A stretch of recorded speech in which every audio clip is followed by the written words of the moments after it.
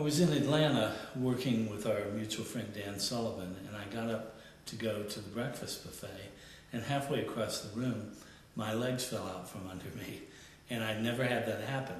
So I thought I was just tired, so they put me in a little chair, and I went upstairs and finished the workshop and drove home to Charlotte the next night. And long story short, they did 2 CT scans and an MRI, and at 11 o'clock at night, the young surgeon came in, and he said, "I have devastating news for you." And so I said, "What's that?" And he said, "You have a stage 4 glioblastoma, malignant brain tumor."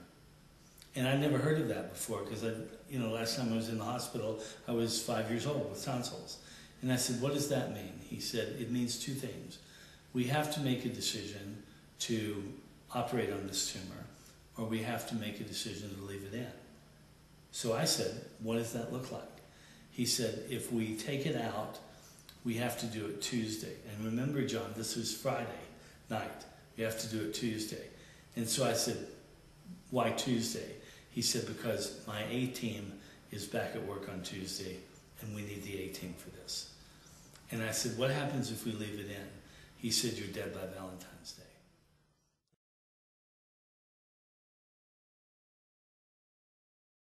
The processing to me was almost instantaneous because of the little thing that I'd created with care, and that is, what's the challenge here?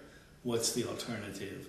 What are the resources that I could go access? And what's the experience? So CARE is an acronym? CARE is an acronym that I created for use in the parent care program to deal with aging parents and their children, because they very often don't have a structure to ask questions. I got that this was really serious, John, and Christine got that it was really serious. What we had to do was not be overwhelmed by it to the point of being paralyzed.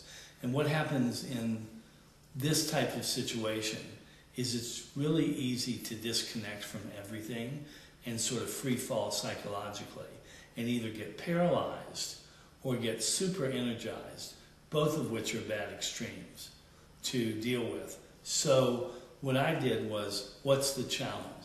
The challenge in the immediate moment was, do I have the surgery or do I not? It became very clear to me with Mark Smith, my surgeon, that it wasn't going to get better with an aspirin and 2 Tylenol and juice. What wasn't clear was, what were the alternatives that I would have available to me if we had the surgery done? Because Mark, in all candor, had said, "Look, we can't guarantee we can get all this, and even if we get some of it, we can't guarantee that you'll have your faculties." And you know that I make a living writing and speaking and doing things. So to me, the worst fear in my life was actually not being able to write and speak and think. The other alternative was simply to wait and die. And with this type of tumor, you actually begin to degrade pretty quickly without decisions. You lose the ability to verbalize, you lose the ability to walk, you lose the ability to do lots of things, all of which were important to me. So I made the decision then, let's take it out. I knew I was in good shape physically except for the tumor. It's kind of funny, you're in good shape except for a brain tumor. But I knew I was in good shape physically, so I knew I would come through the surgery. But I knew I wouldn't get past the surgery if people started treating me like an object.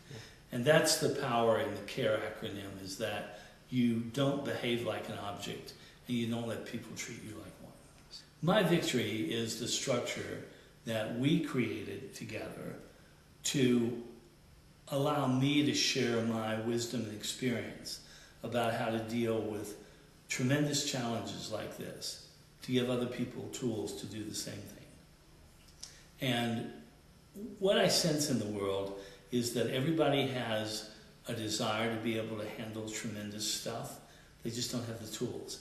So my victory solution starts with the CARE conversation. What's the challenge, the alternative, the resource, and the experience? And then I want stories from people around the world about how they've dealt with their situation to create their own victory. And with your help, what I want to do is I want people to put up How did I create my victory with my family? How did I create it in work? Business failures. We're in a tough time economically right now. How did people get through that and not blow up their lives or their marriage or their companies? So I want a structure, and candidly, I don't see that out in the world. I see lots of blame and see lots of finger pointing, but I don't see a structure that's workable. My Victory solution is designed along 3 levels to teach people how to respond to a situation, not unemotionally, because cancer is a very emotional experience.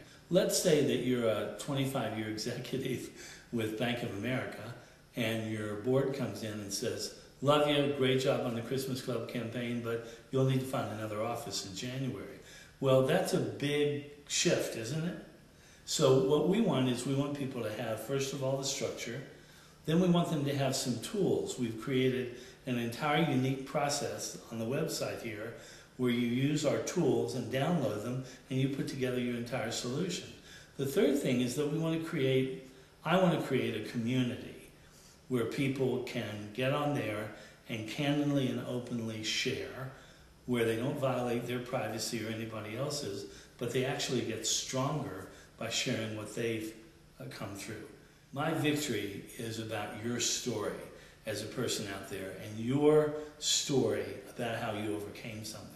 And I believe inside that story, whether it's Lance Armstrong or whoever it is, that there is a source of inspiration for all of us. Winston Churchill, Franklin Roosevelt, whoever it is that conquered something, there's a story in it that we can learn from. I would like you to think about a couple of 3 things. First of all, download the tools and work out your own victory solution, or tell us about one you worked out using the tools. Secondly, send me an email on the website and let me know how you would like to connect with the community and be a part of it. And then thirdly, share my story with your community, whether it's on Facebook, MySpace, YouTube, LinkedIn, Constant Contact, whatever it is, and let's get a conversation going out there. What I've learned is that I want to matter. I want to matter. I want, at the end of my life, for someone to look up and say, he meant well and it was good that he was here. But not only that he meant well, but that he managed to do some things well. So if one person can take my victory solution and they can transform a situation as dour as mine appears to be, or something that is as dour as theirs, God, that's been a great meaning for me in the world. I don't want to be a victim. I don't want to be a victim of the healthcare system. I don't want to be a victim of cancer. My running joke in the last year has been that if death is coming after me, he needs to have an all-day pass and a box lunch, because it's going to be a big job for the day.